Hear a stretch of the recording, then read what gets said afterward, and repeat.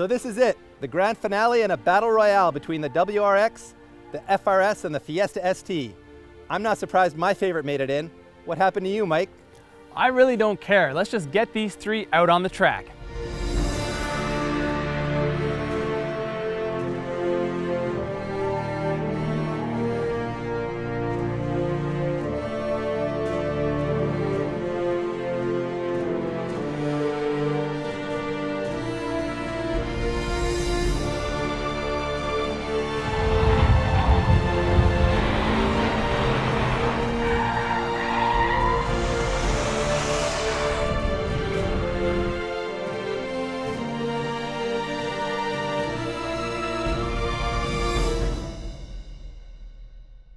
Subaru has done a great job with the redesign of the 2015 WRX. Coming into this comparison, we had a feeling that this was a bit of a favorite, and the fact it's in the top three isn't much of a surprise.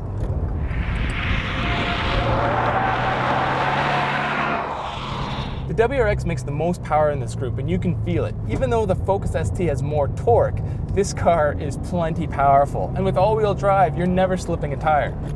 Subaru spent a lot of time redesigning the chassis for the new WRX, and it's paid off. It's not quite as tight as some of the other cars in this comparison, but it is much better than the old model.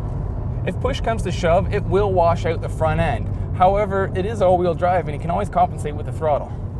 Best of all, if it's raining, snowing, or the roads turn to dirt, the WRX loses hardly any performance. In fact, it might even be more fun to drive in those conditions. And not only that, but the WRX was the fastest around the track in this comparison, and we think there's still some more speed left in it.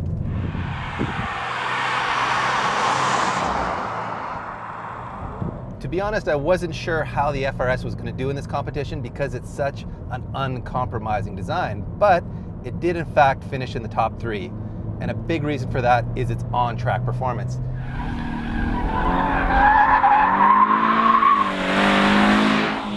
This thing is just a hoot to drive.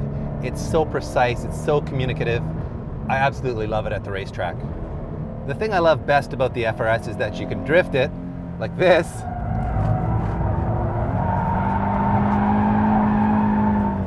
or you can drive it for grip if you want. It's really up to you. About the only complaint you can really render against the FRS is that it's a very firm riding car, and some people will just find it a little busy on the street. But personally, man, I'll take this thing all day long. Another reason the FRS cracked the top three is because they've really classed up the interior quite a bit. It's got all new switchgear, and they've even added that all-important push-button start. Although the FRS gives up a ton of torque to the turbo cars in this comparison, it actually finished fourth quickest on the racetrack, and that is, of course, because of its amazing handling balance. But I also really do like this NA Boxer engine. It has a lot of top-end power, and although it doesn't really have the grunt that the other cars do, around the racetrack, you really can use that top end very effectively.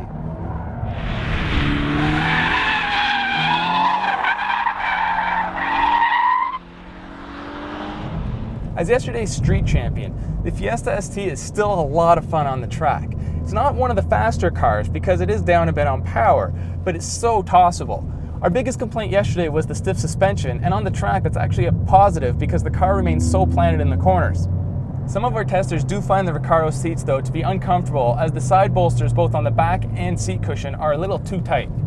The transformation from regular Fiesta to the ST is unbelievable. Every time I drive this car, I forget just how much fun it is. The steering, the chassis, the engine, everything's been put together. And speaking of that engine, this 1.6 liter turbo may not make as much power as the Juke Nismo RS, but in a car this small, it doesn't matter. It pulls so hard and there's so much torque at any RPM. And you can get this car for just over $21,000, and that doesn't include the Recaros, which some people don't want anyway. Even as tested, this is still one of the cheapest cars here. The Fiesta ST really does redefine bargain performance.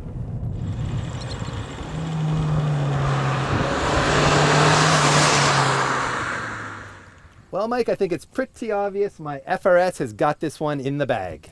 I'm not so sure about that. The Fiesta is a lot cheaper and the WRX has a lot more power. Hey guys, great news! Now, I know I am no mathematician, but I have been tabulating these results for the better part of the afternoon, and I think you are really going to be excited about who won this comparison. So there you go, you take that. But in the meantime, I got to run. We'll see you guys next time.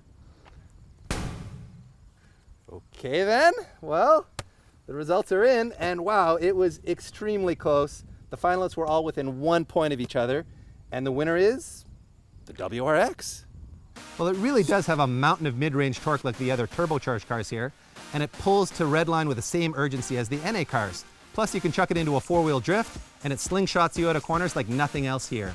And on the street, it's nearly as engaging to drive as the other two cars, while being more practical, more comfortable, and when the road gets slippery, it's even more fun to drive.